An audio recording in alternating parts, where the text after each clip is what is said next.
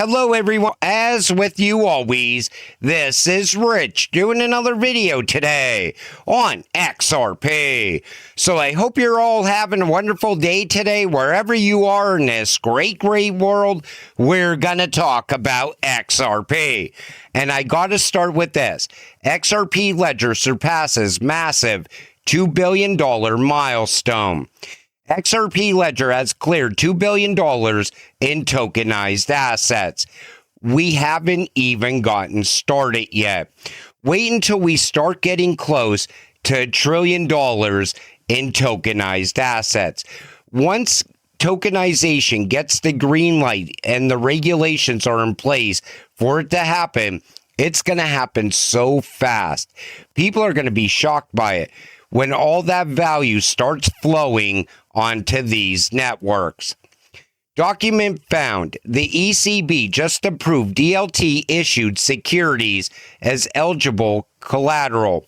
Starting March 30th, 2026, banks can use DLT issued assets to unlock central bank liquidity, exploring ways to expand eligibility to assets issued and settled entirely on DLT networks. I wonder what network is going to get the green light.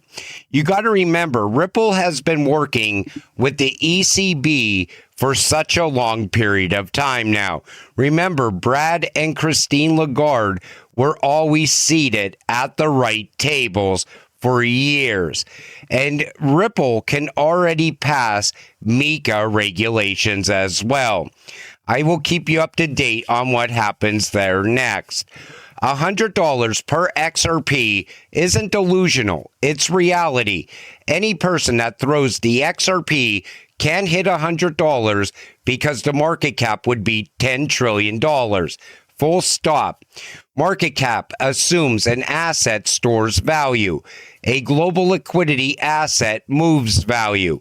When an asset frees trapped capital, settles at scale, and recycles liquidity at velocity, price is no longer constrained by static market cap math. It's constrained by how much value the system clears and how much real economic weight it's trusted to move. That comes from 24 Hours Crypto. I thought that was a great post because if you were to go on X right now and put XRPs going to $100, right away, the market cap people come out of nowhere and start telling you it's never going to happen, bro, because of the market cap, because there's 100 billion tokens, blah, blah, blah. I'm telling you now, there is a real possibility of XRP going well above $100 once the parabolic run begins. People don't understand that 100 billion tokens might not be enough tokens. Plus, you got to look at the type of value that XRP is going to be moving on a daily basis. Market cap doesn't matter. Utility matters. This comes from Stuart Alderati. Crypto payments are moving from curiosity to capability. New research from the National Crypto Association shows that merchant adoption is being driven by real customer demand. When you see customers wanting to shop with crypto, the merchant isn't going to say, well, we're not going to accept crypto. No, they want to make sure they capture that market also. And that's why we're going to start to see merchants accepting crypto in the short term. I think once regulations are in place, you will see this happen as well, because these institutions are going to be the ones opening up merchants to crypto. I think it all starts with institutional adoption. Morgan Stanley officially hires a head of digital asset strategy. Take a listen to this. TradFi is getting more into crypto? I do think that this is a step forward, at least for Morgan Stanley. All of the banks have started to come out publicly and express their path forward as it relates to exposing their clients to crypto, whether that's trading, custody. There's various flavors and really levels to which these banks have either dug deep or are just starting. I would say that Morgan Stanley is kind of on the more just starting camp.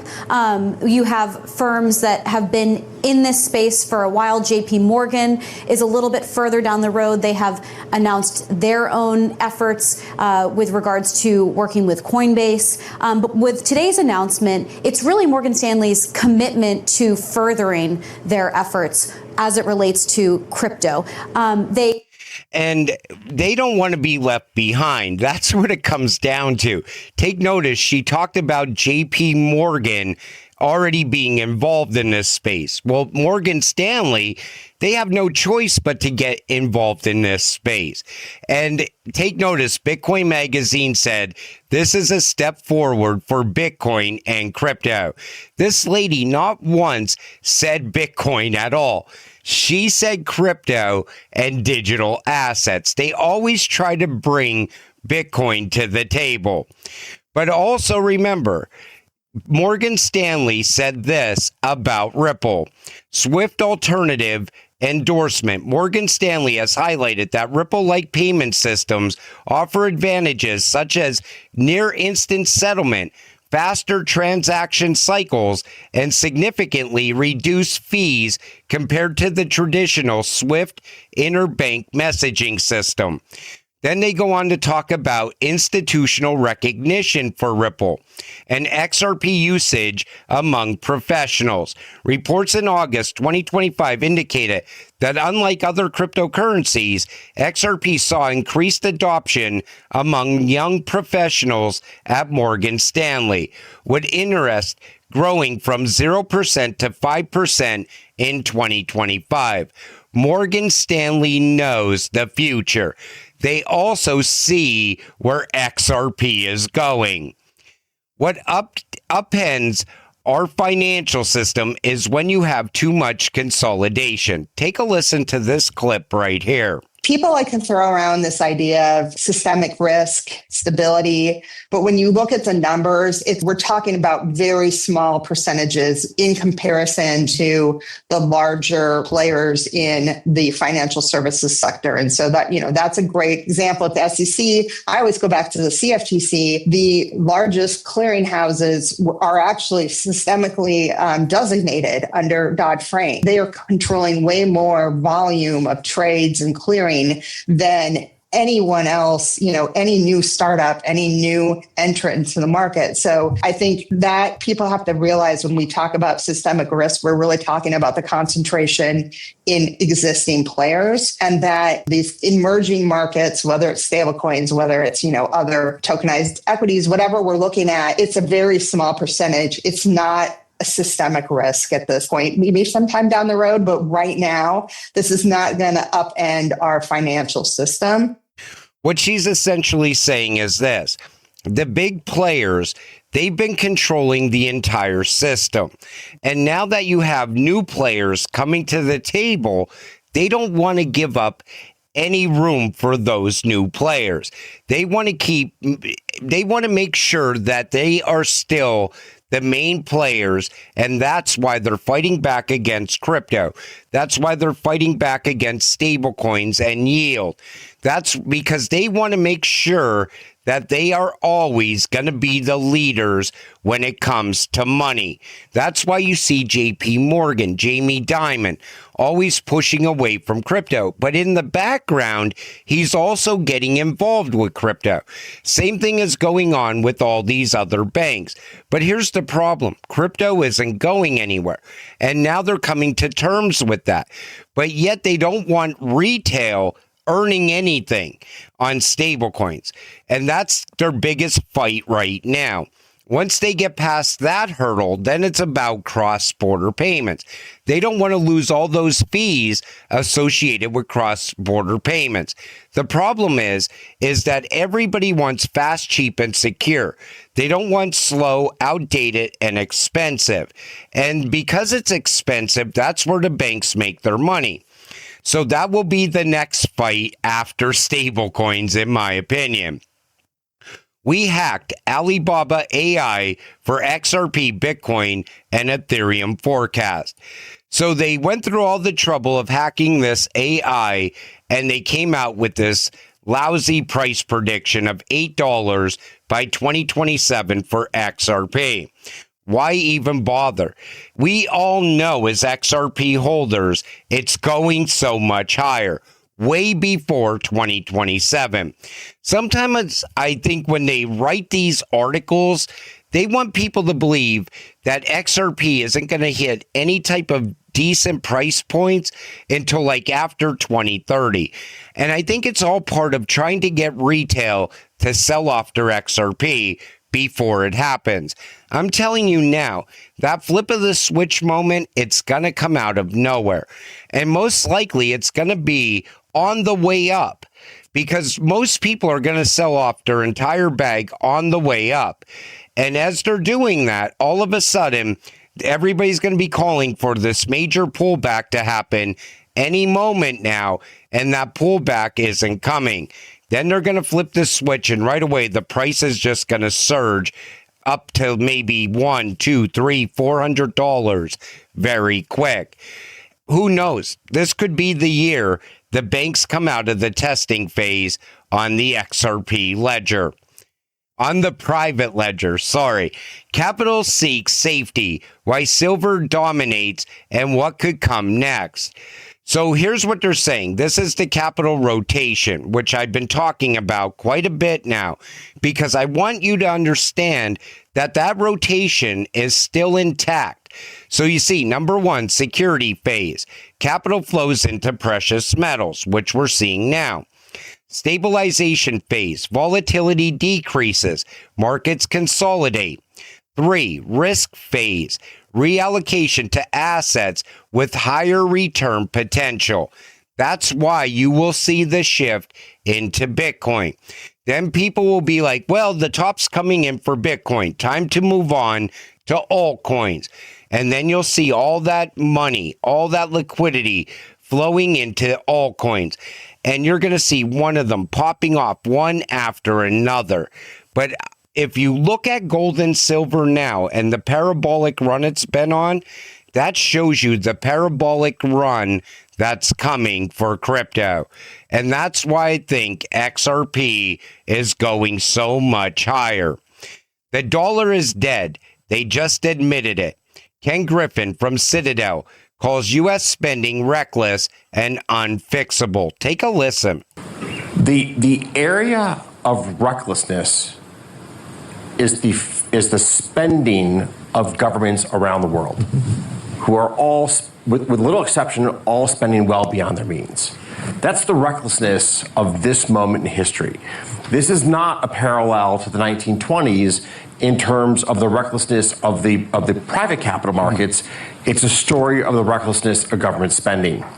Within the private sector, there's a huge question as to where AI will take us.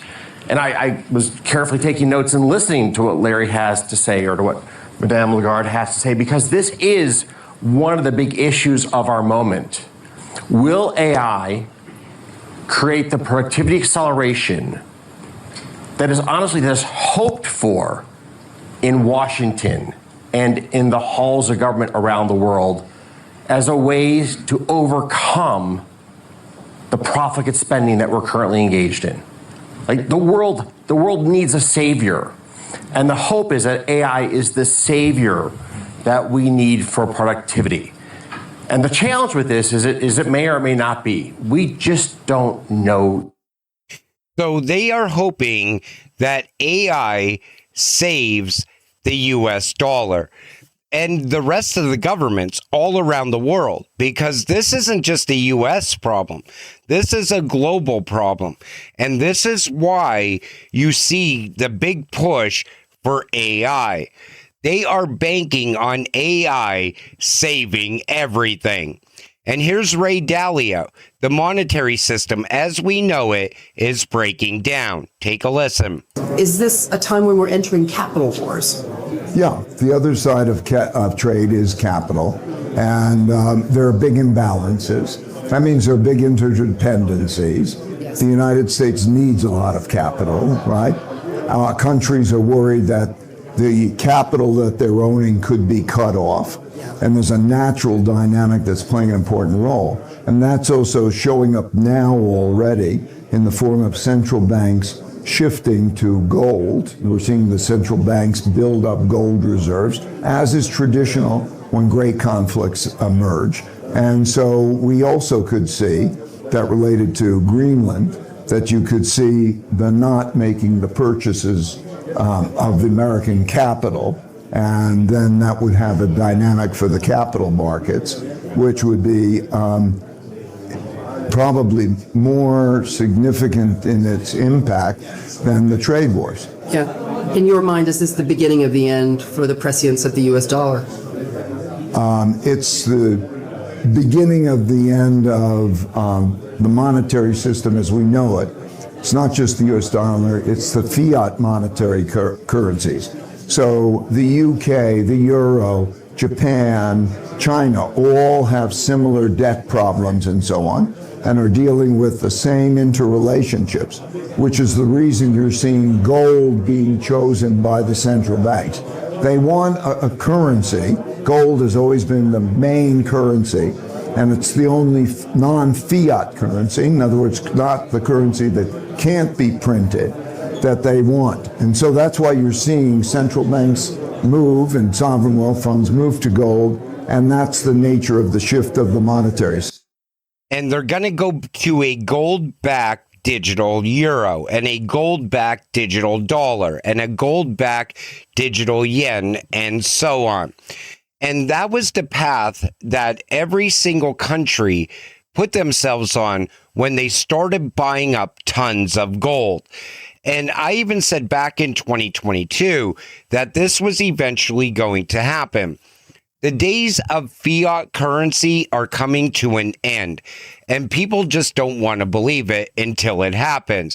And that's why I always urge people that are invested into crypto, you're better off holding on to your crypto. Don't be in such a hurry to sell into US dollars, because the US dollar is dying and the value of the US dollar shrinks every single day. The buying power is shrinking all the time. Why not stay in something that goes up in value over time? And that's the best advice that you could give to people that you talk to about crypto as well. You tell them, listen, why are you in such a hurry to sell? Sure, your portfolio might be down today, but you didn't lose anything unless you sold. Tomorrow, when we're back in the green, most likely you will be back in profit on your portfolio. And I know some people bought XRP above $3, and it doesn't matter. That's still a dirt cheap entry point. XRP is built to move all of these digital gold-backed currencies that are coming. So when you have a gold-backed digital euro and a gold-backed digital dollar, and say the US wants to send value to Europe, it goes in as the gold-backed digital dollar into XRP and comes out as the gold-backed digital euro. That's what XRP was built to do. It's going to emerge as the world's bridge currency. It's just a matter of time, and you want to be holding when they flip that switch, because this is going to happen like an overnight event. Everybody thinks we're going to see warning signs of, oh, the flip of the switch is close now because of this and because of that.